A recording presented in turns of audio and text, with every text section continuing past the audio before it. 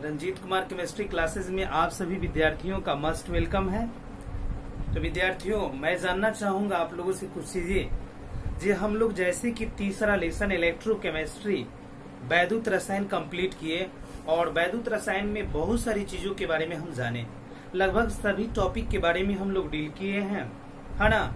अब आज हम आप लोगों के बीच में उस लेसन के कुछ महत्वपूर्ण प्रश्न जो आपकी आगामी 2020 के बाद 2021 जो है, यानी इस 2020 के बाद 2021 में आगामी जो 10+2 का फाइनल एग्जामिनेशन है उसके लिए कुछ ऑब्जेक्टिव क्वेश्चन इस लेसन का महत्वपूर्ण है जो मैं लेकर इस वीडियो में आया हूँ।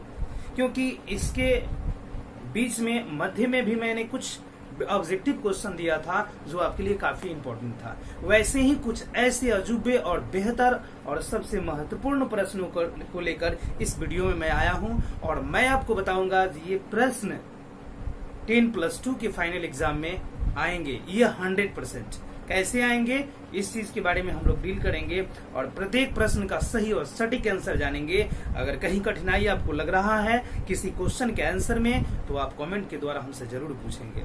तो हम आते हैं कुछ इस इम्पोर्टेंट ऑब्जेक्टिव क्वेश्चनों की व्याख्यान की ओर और आसानी से एक एक ऑब्जेक्टिव क्वेश्चन के व्याख्या हम स्पष्ट तरीके से आसानी से करेंगे। देखिए, जैसे फर्स्ट क्वेश्चन है हमारा, है ना। फर्स्ट क्वेश्चन है द्रवित सोडियम क्लोराइड के वैद्युत अपघटन से कैथोड पर मुक्त होता है। द्रवित यानी NaCl, द्रवित NaCl के वैद्युत अपघटन जब हम करेंगे तो कैथोड पर क्या मुक्त होगा? तो कैथोड पर मुक्त होता है सोडियम, जिसका संकेत क्या होगा? Na। तो ये कंफर्म हो जाएंगे। कैथोड पर क्या मुक्त होगा? सोडियम, जिसका संकेत क्या होगा? Na। अगर इसी पे पूछ दे जे एनोड पर क्या मुक्त होगा तो आप बताएंगे क्लोरीन। क्या बताएंगे? क्लोरीन गैस मुक्त होगा एनोड पर। और क्वेश्चन के अनुसार हमारे कैथोड पर क्या मुक्त होगा? तो सोडियम धातु मुक्त होगा। अब आते हैं बाबू 96,500 कूलम, जो 1 फैराडे के बराबर होता है। अर्थात अगर इससे भी ऑब्जेक्टिव क्वेश्चन बन जाए जो 1 फैराडे बराबर कितना कूलम, तो 96,500 कूलम होता है। तो 96,500 कूलम विद्युत कॉपर सल्फेट के विलयन से मुक्त करता है। तो कॉपर कितना मुक्त करता है जी? 96,500 कूलम कॉपर सल्फेट, यानी विद्युत जो है 96,500 कूलम लिया जाए और कॉपर सल्फेट के विलयन में डाला जाए तो कितना कॉपर मुक्त होगा? तो ये होता है 31.76 ग्राम। कितना ग्राम? 31.76 ग्राम जो होता है कॉपर मुक्त होता है। अब आते हैं हम तीसरे और महत्वपूर्ण प्रश्न पे और वो तीसरा महत्वपूर्ण हमारा प्रश्न क्या है? वो है निम्न में कौन द्वितीयक सेल है? द्वितीयक सेल के बारे में तो आपने कंफर्म हुआ है, इसके पहले वाले वीडियो में मैंने बताया है। द्वितीयक सेल का अर्थ होता है वैसा सेल जो चार्जेबल हो, आसानी से उसकी ऊर्जा यानी विद्युत ऊर्जा समाप्त हो जाए तो उसे हम चार्ज कर सके। आसानी से हम चार्ज करेंगे और उसे पुनः चार्ज करके उपयोग कर सकते हैं। वे सारे के सारे सेल विद्युत से द्वितीयक सेल कहलाते हैं। क्या कहलाते हैं? द्वितीयक सेल। तो वैसे में कौन द्वितीयक सेल है? तो लेड स्टोरेज बैटरी। कौन है बाबू? लेड स्टोरेज बैटरी या लेड संचायक सेल भी कह सकते हैं इसको। क्या कह सकते हैं? लेड स्टोरेज बैटरी या इसे हम लेड संचायक सेल भी कह सकते हैं। अब आता है बाबू अगला क्वेश्चन है 4 नंबर। 1 फैराडे यानी 1 फैराडे विद्युत धारा प्रवाहित करने पर, है ना, प्राप्त मात्रा होगी। और वह मात्रा जो प्राप्त होगी 1 फैराडे विद्युत धारा प्रवाहित करेंगे वो कितने के बराबर होगी? तो वो होगा कितने के बराबर? 1 ग्राम समतुल्य के बराबर। 1 ग्राम समतुल्य के बराबर जो होता है 1 फैराडे विद्युत धारा प्रवाहित करने के बाद प्राप्त होता है, वह मान 1 ग्राम समतुल्य के बराबर होता है। अब आता है फैराडे का विद्युत विच्छेदन का द्वितीय नियम संबंधित है। फैराडे ने वैद्युत अपघट्य के संदर्भ में 2 नियम दिया था, प्रथम नियम और द्वितीय नियम। तो आपको ये जानना है कि द्वितीय नियम किससे संबंधित है। आखिर फैराडे ने जो द्वितीय नियम दिया था वो किस चीज से रिलेटेड है? तो आप बताएंगे फैराडे के द्वितीय नियम जो है समतुल्य भार से रिलेटेड है। किससे रिलेटेड है बाबू? तो समतुल्य भार से रिलेटेड है। अब अगला क्वेश्चन है 6 नंबर, श्रवण यंत्र। श्रवण यंत्र है क्या जी? मैंने बताया था जी, जब किसी व्यक्ति के अंदर कानों के द्वारा सुनने की संवेदना समाप्त हो जाती है, यानी कानों के द्वारा सुनने की संवेदना समाप्त हो जाती है, तो उसको किसी प्रकार की ध्वनि को सुनने के लिए कानों में जो होता है एक छोटे से ईयरफोन की तरह एक स्पीकर लगा लेते हैं छोटा सा, और उससे व्यक्ति स्पष्ट रूप में सुन पाता है। उसे हम बोलते हैं श्रवण यंत्र। क्या बोलते हैं? श्रवण यंत्र। तो बताया जाता है श्रवण यंत्रों में किस प्रकार के सेल का उपयोग करते हैं, यानी हम जो सुनने वाले यंत्र का उपयोग कानों में करते हैं उसमें किस प्रकार का सेल लगाएंगे यार? तो मरकरी सेल। कौन सा सेल लगाएंगे? Mercury cell. और इससे एक और ऑब्जेक्टिव क्वेश्चन आप क्लियर कर सकते हैं, मरकरी सेल किस प्रकार का सेल है? तो मरकरी सेल हमारा प्राथमिक सेल है ना? मरकरी सेल किस प्रकार का सेल है? तो मरकरी सेल हमारा प्राथमिक सेल है। इसे एक और ऑब्जेक्टिव क्वेश्चन हम क्लियर कर सकते हैं। तो ये ऐसे रूप मतलब मिलते हैं जिनसे हम आसानी से एक एक क्वेश्चन से कई क्वेश्चनों को क्लियर कर सकते हैं। तो फिर आते हैं हम अगले और महत्वपूर्ण प्रश्न पे, और वह प्रश्न है शुष्क सेल का विवाह बल, यानी विद्युत वाहक बल, यानी इलेक्ट्रोमैटिक फोर्स, यानी शुष्क सेल का विद्युत वाहक बल होता है। कितना होता है जी? शुष्क सेल, पहले तो ये कंफर्म हो जाइए, शुष्क सेल एक प्राथमिक सेल है, प्राइमरी सेल है ना? क्योंकि इसकी ऊर्जा, विद्युत ऊर्जा अगर समाप्त हो जाए तो इसको हम पुनः उपयोग नहीं कर सकते हैं। यानी शुष्क सेल एक प्राथमिक सेल है। ये भी ऑब्जेक्टिव क्वेश्चन क्लियर हुआ।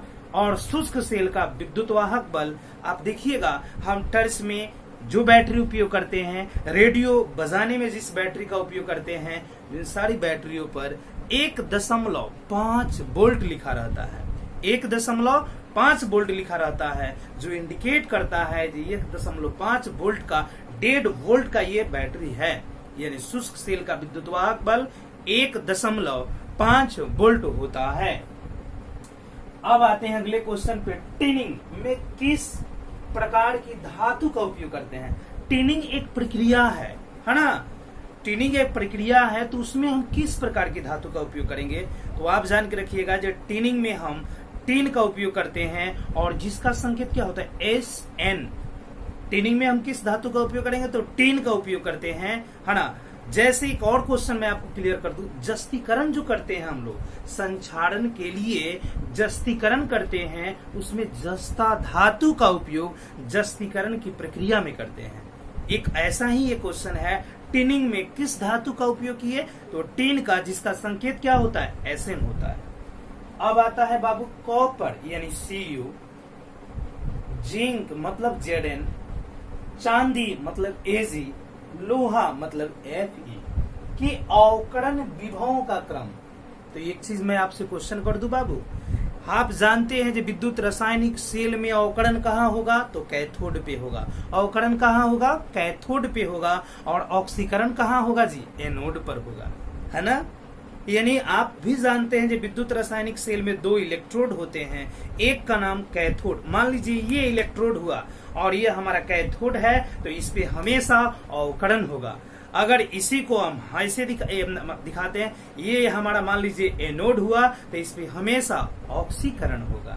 तो उस स्थिति में कॉपर, जिंक, चांदी और लोहा के अवकरण विभव का क्रम है, तो सबसे बेस्ट कंडक्टर हमारा पहले होगा, यानी चांदी, और उसके बाद कॉपर, उसके बाद लोहा और उसके बाद जिंक। यह अवकरण विभव का क्रम है।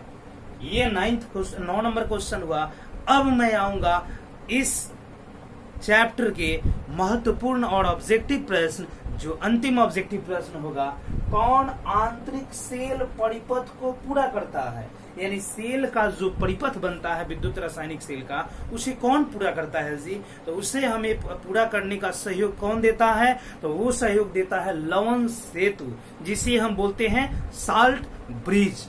अब लवण सेतु की क्या भूमिका होती है? तो लवण सेतु हमारे दोनों सेल के दोनों इलेक्ट्रोडों के मध्य विद्युत उदासीनता को बनाए रखने में ज्यादा उपयोगी होता है। लवण सेतु का काम क्या है?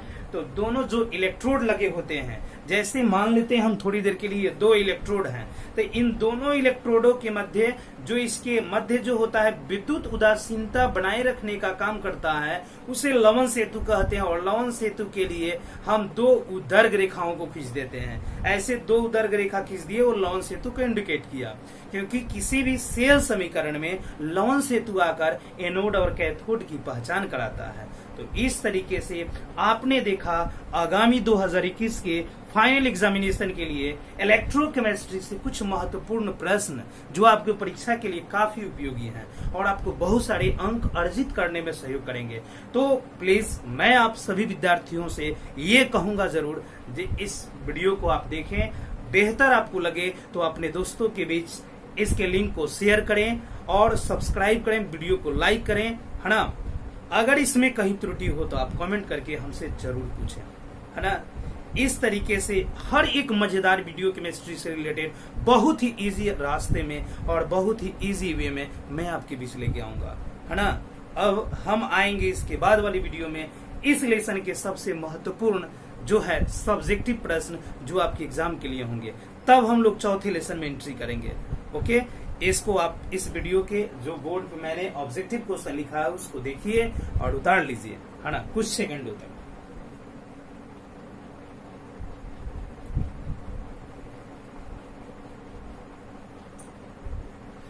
तो विद्यार्थियों इसे उतारेंगे बेहतर तरीके से और नोट कर लेंगे, कॉपी में देखेंगे। ऑब्जेक्टिव क्वेश्चन है जो आपके एग्जाम के लिए बहुत ही महत्वपूर्ण है। और तब इसके बाद हम आपसे अगले वीडियो में मिलेंगे अगले नए अंदाज में इंपॉर्टेंट सब्जेक्टिव क्वेश्चनों को लेकर के। तब तक आप वेट कीजिए, मैं अगले वीडियो में आपके साथ एक नए अंदाज में सब्जेक्टिव क्वेश्चनों को लेकर मिल रहा हूं। तब तक के लिए धन्यवाद।